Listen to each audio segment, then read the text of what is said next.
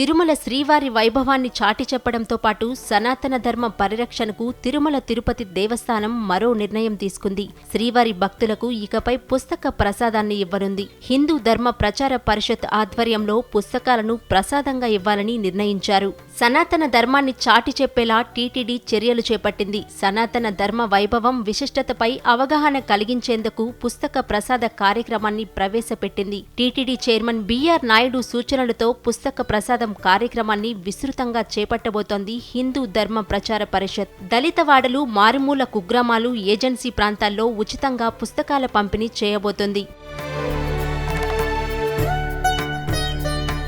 తిరుమలలోని వైకుంఠం క్యూ కాంప్లెక్స్లోని కంపార్ట్మెంట్లలోనూ నిరంతరం భక్తులకు పుస్తకాల వితరణ చేయబోతోంది. ఈ మేరకు భక్తులకు ఇచ్చే పుస్తకాలను అధికారులకు అందజేశారు టీటీడీ చైర్మన్ బిఆర్ నాయుడు. దేవదేవుడైన తిరుమల శ్రీ వెంకటేశ్వర స్వామి వైభవాన్ని విస్తృత స్థాయిలో ప్రచారం చేయడం లక్ష్యంగా టీటీడీ ఈ ప్రయత్నం చేస్తోంది. హిందూ మతం నుండి అన్యమతంలోకి జరుగుతున్న మత మార్పిడులను అరికట్టాలని భావిస్తోంది.